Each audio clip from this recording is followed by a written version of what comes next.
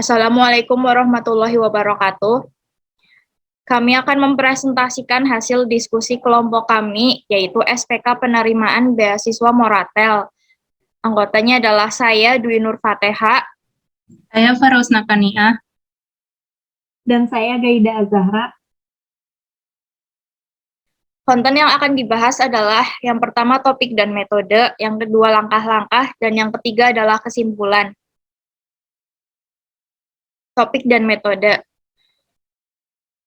Tentang topik SPK Penerimaan Beasiswa Moratel membahas mengenai langkah-langkah serta hasil akhir yang menentukan siapa yang memperoleh beasiswa Moratel. Pada SPK ini akan terpilih 2 orang yang akan mendapatkan beasiswa Moratel berdasarkan hasil akhir yang memiliki jumlah akhir terbesar atau ranking teratas.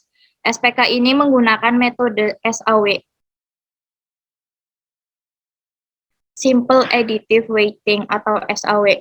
SAW adalah salah satu metode algoritma yang dikenal dengan metode penjumlahan terbobot karena melakukan penjumlahan terbobot pada atribut tiap alternatifnya. Nantinya, SAW akan membandingkan alternatif dan menghasilkan hitungan yang baik. Langkah-langkah penggunaannya adalah yang pertama, menentukan alternatif atau AI. Yang kedua, menentukan kriteria yang akan dijadikan acuan pengambilan keputusan atau CC.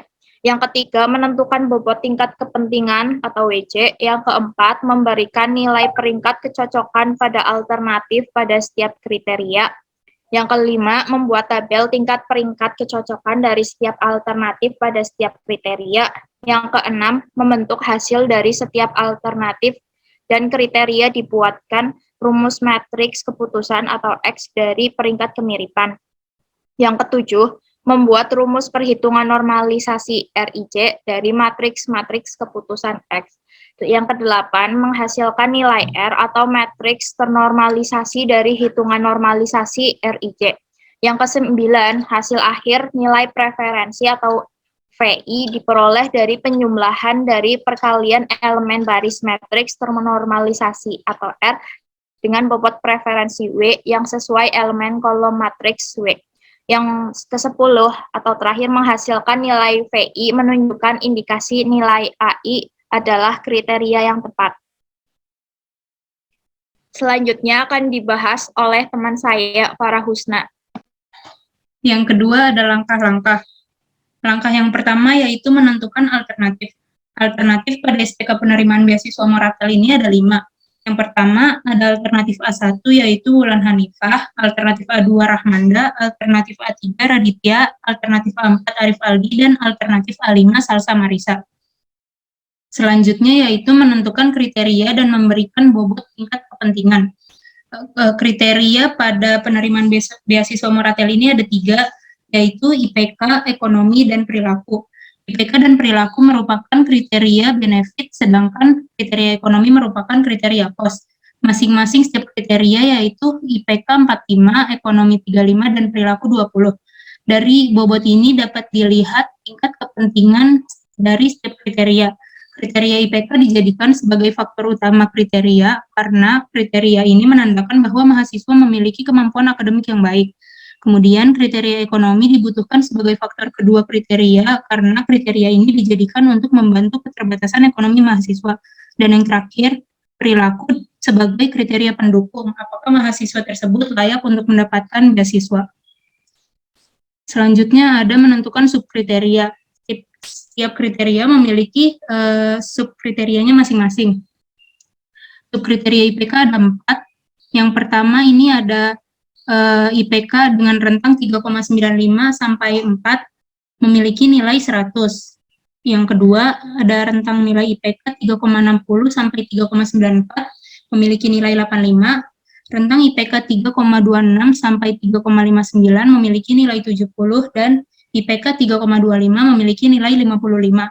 Untuk subkriteria ekonomi ini dapat dilihat dari gaji orang tua. Jika gaji kurang dari 1 juta, maka nilainya 55. Jika rentang gaji 1 juta sampai dengan 1,4 juta, maka nilainya 70. Jika gaji memiliki rentang terdapat pada rentang 1,5 juta sampai 1,9 juta, maka nilainya 85. dan jika gaji lebih dari 1,9 juta maka nilainya 100. Untuk perilaku subkriterianya ada 2, yaitu buruk dan baik, dengan buruk bernilai 40 dan baik 60. Selanjutnya, menentukan rating kecocokan pada alternatif untuk setiap kriteria. Pada tabel di sebelah kanan yang berwarna pink ini merupakan nilai-nilai yang sudah dicocokkan dengan nilai pada slide sebelumnya. Misalkan pada alternatif A1 Ulan Hanifah, pada kriteria C1 dia mendapatkan nilai 70, yang berarti dia memiliki IPK pada rentang 3,26 sampai dengan 3,59. Dapat dilihat pada tabel di sebelah kiri. Kemudian untuk kriteria C2 dia mendapatkan nilai 55, yang berarti pada kriteria ekonomi gajinya berada pada nilai kurang dari 1 juta. Dan untuk kriteria C3 dia mendapat nilai 60, yang berarti dia berperilaku baik. Dan seterusnya untuk alternatif yang lain. Selanjutnya akan dilanjutkan oleh Gaida. Selanjutnya adalah membuat matriks keputusan. Di sini matriks keputusannya diamankan dengan X, dan matriks keputusan ini didapat dari nilai rating kecocokan pada alternatif di setiap kriteria yang ada pada slide sebelumnya. Next.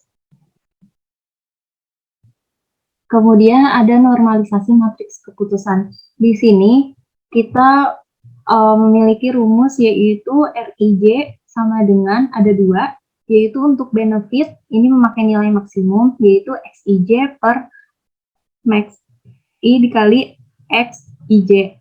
Kemudian untuk cost-nya yaitu menggunakan min dengan min I dikali XIJ per XIJ. Di sini XIJ sendiri adalah baris dan kolom dari matriks. Kemudian max I adalah nilai maksimum atau terbesar dari tiap kriterianya digunakan jika J adalah benefit. Kemudian untuk min I adalah nilai minimum atau terkecil dari tiap kriterianya digunakan apabila J adalah cost. Di sini kita misalkan alternatif yang pertama yaitu Ulan Hanifah. Di sini C1 adalah 0,82, di mana perhitungannya didapat dari, karena C1 itu adalah benefit, maka menggunakan rumus benefit. Di sini 0,82 didapat dari 70 per 85. 70 sendiri adalah nilai subkriteria dan 85 adalah nilai maksimum pada seluruh C1. Kemudian untuk C2-nya adalah 1, di mana C2 ini adalah cost sehingga menggunakan rumus cost. Di sini 1 didapat dari 55 per 55, di mana nilai 55 adalah nilai minimum pada seluruh C2. Kemudian nilai 55 lagi adalah nilai subkriterianya. Kemudian untuk C3-nya adalah 1, di mana C3 ini adalah benefit. Untuk perhitungannya sendiri didapat dari 60 per 60. 60 yang pertama didapat dari nilai subkriteria, sedangkan 60 yang selanjutnya adalah nilai maksimum pada seluruh C3. Dan hal ini berlaku untuk seluruh alternatif. Next. Selanjutnya adalah pemberian peringkat atau rankingan. Di sini pemberian peringkat yaitu adalah nilai preferensi untuk tiap alternatifnya, yaitu VI. VI ini rumusnya adalah sigma WJ dikali RIJ, di mana J sama dengan 1.